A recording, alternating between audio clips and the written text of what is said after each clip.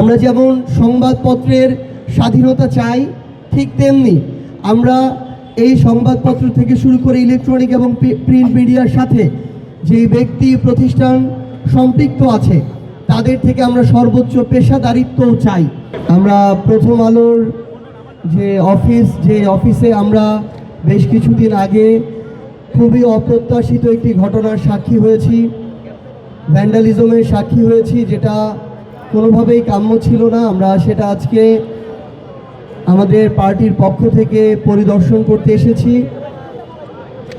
আসলে আমাদের প্রত্যেকের, ব্যক্তির হোক, প্রতিষ্ঠান হোক, রাজনৈতিক জায়গা থেকে দলীয় পর্যায়ে হোক, মত পার্থক্য থাকবে, যে কোনো একটা বিষয়ের পক্ষে বিপক্ষে আমাদের মতামত থাকবে, কিন্তু সেটা যেন কোনোভাবেই এই ধরনের অপ্রত্যাশিত ভ্যান্ডালিজমের পর্যায়ে না যায়। কারণ এই মত পার্থক্য হওয়াটা, বিভিন্নজন তার জায়গা থেকে বিভিন্ন আঙ্গিকে একটা বিষয়কে প্রকাশ করাটা, এটা গণতান্ত্রিক চর্চার একটা অবিচ্ছেদ্য অংশ।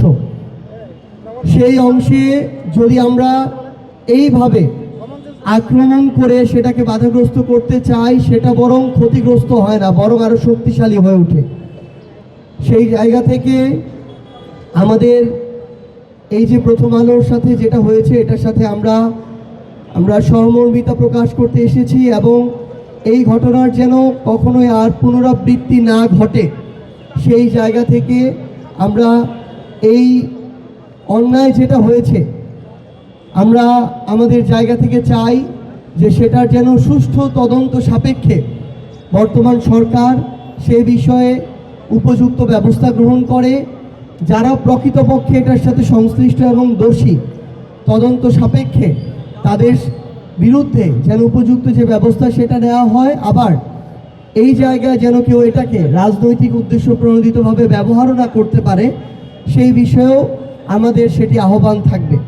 তো আমরা আহ্বান করব পুরো দেশের মানুষকে, আমরা যেমন সংবাদপত্রের স্বাধীনতা চাই, ঠিক তেমনি আমরা এই সংবাদপত্র থেকে শুরু করে ইলেকট্রনিক এবং প্রিন্ট মিডিয়ার সাথে যে ব্যক্তি প্রতিষ্ঠান সম্পৃক্ত আছে তাদের থেকে আমরা সর্বোচ্চ পেশাদারিত্বও চাই। আমরা আহ্বান করব পুরো দেশের মানুষকে, দেশের এবং দেশের বাইরে বাংলাদেশপন্থী যারা আছেন তাদের কাছে আমরা আহ্বান, আমরা আমাদের জায়গা থেকে যেন আমাদের এই প্রত্যেকটা প্রতিষ্ঠানের ব্যক্তির ওইটুকু স্বাধীনতা নিশ্চিত করি। দিন শেষে মানুষ ঠিক করবে যে কারা তাদের জায়গা থেকে সঠিক জায়গায় রয়েছে, কারা ভুল জায়গায় রয়েছে। কিন্তু এই ধরনের আক্রমণ কখনোই আমরা আমাদের জায়গা থেকে প্রত্যাশা করি না। এবং আমি আরেকটা জিনিস আসলে উল্লেখ করতে চাই, জুলাইয়ের সময়ে যখন ইন্টারনেট শাটডাউন ছিল, তখন আমরা প্রথম আলোর মাধ্যমে জানতে পারতাম যে আজকে আমরা আমাদের কয়জন ভাইকে হারিয়েছি, কয়টা লাশ পড়েছে, কয়জন মানুষ আজকে শহীদ হয়েছে।